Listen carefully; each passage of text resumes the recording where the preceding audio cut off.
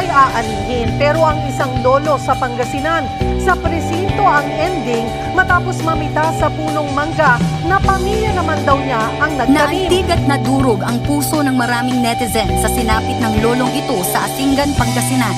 Si Lolo, kinuna ng mugshot at kinulong dahil lang sa manggang kinuha niya raw mula sa puno ng kanyang kapitbahay. Ito yung puno ng mangga na sinasabing ugat ng reklamo laban kay Lolo Nardo. Sinadya ng aming team ang presinto kung saan ikinulong ang 84 years old ng si Lolo Nardo.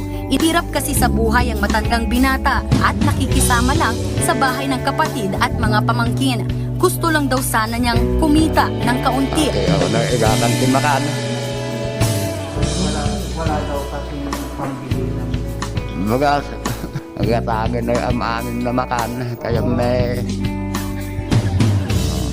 Umilag sa kulat may. Viral ngayon sa social media ang video ng pagsasagasa ng isang SUV driver sa isang security guard ng mall sa Mandaluyong. Nagpapagaling na sa ospital ang security guard matapos nga siyang sagasaan ng driver ng SUV.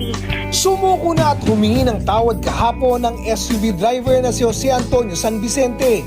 Paano po kung may susunod pa sir na biktima na katulad ko?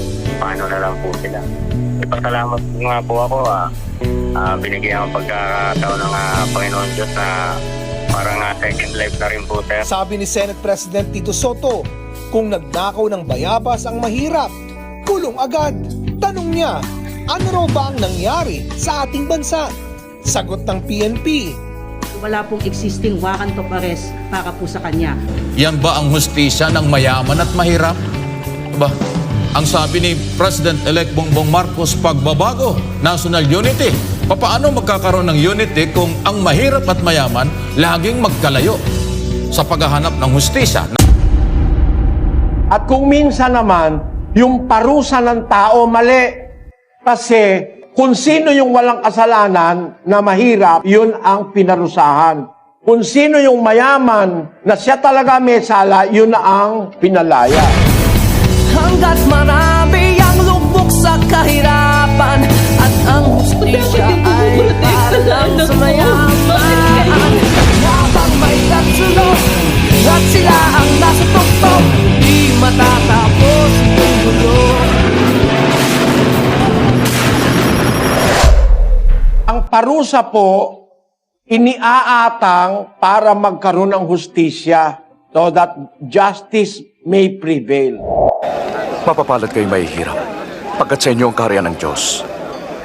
Mapapalad kayo nagugutom pagkat kayo bubusugin. Mapapalad kayong tumatangis pagkat kayo magagalak. Mapalad kayo kung kinapupuotan ng tao at pinagsasabihan ng masama dahil sa anak ng tao.